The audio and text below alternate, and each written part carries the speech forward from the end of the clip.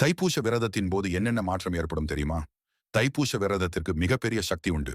இந்த விரதம் ஆரம்பித்து சில நாட்களில் பெரிய பிரச்சனை அல்லது கஷ்டம் வரலாம். இந்த விரதம் இருக்கணுமா அப்படிங்கிற அளவுக்கு கலக்கங்கள் வரும். இதில் மட்டும் யாரும் கலங்கி விடாதீர்கள். அசைவம் உங்களை தேடி தேடி வரும். அப்படி இருக்கும் நிலையில் எக்காரணத்தை கொண்டும் விரதத்தை கைவிட்டு விடாதீர்கள். முருகர் நிறைய சோதனை நமக்கு தருவார். அதனை எல்லாம் கடந்து வந்து, எனக்கு எது நடந்தாலும் நீ எனக்கு வேண்டும், உன் அருள் எனக்கு வேண்டும் என்று கூறி முழு மனதோடு விரதம் இருக்க வேண்டும். இப்படி இருந்தால் முருகன் உங்களுக்கு துணை நிச்சயம் உங்களுக்கு உண்டு. நீங்க தைப்பூசத்திற்கு 48 நாட்கள் விரதம் இருந்தாலும் சரி, 21 நாட்கள் விரதம் இருந்தாலும் சரி, குழப்பமான மனதுடன் விரதம் இருக்காமல் விரதத்தினை முறையாக கடைபிடியுங்கள். உங்களால் எது முடியுதோ அதை முருகருக்கு முழு மனதோடு பண்ணுங்க. முருகர் ஆடம்பரத்தை எதிர்பார்க்க மாட்டார்.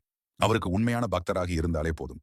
எனக்கு இதுதான் வேண்டும், எனக்கு இதை கொடுத்து விடும் முருகா என்று உங்களின் வேண்டுதலை உறுதியாக முருகனிடம் சொல்லி விரதம் இருங்கள்.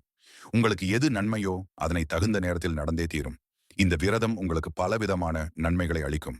குழந்தை வரம் கிடைக்கும், திருமணம் நடக்கும், குடும்ப ஒற்றுமை கிடைக்கும், சகல பாவங்களும் நீங்கும், பிரிந்த தம்பதி ஒன்று சேர்வார்கள். இதெல்லாம் தாண்டி இந்த விரதம் உண்மை முகத்தை வெளிப்படுத்தும். அதாவது உங்க வாழ்க்கையில நீங்க ரொம்ப பேரை நம்பி இருப்பீங்க. இவங்க நமக்கு ரொம்ப விசுவாசமா இருப்பாங்க அப்படின்னு நினைச்சிருப்பீங்க. அவர்கள் எல்லோர் மனதிலும் சில பொறாமை, வன்மம் இருக்கும்.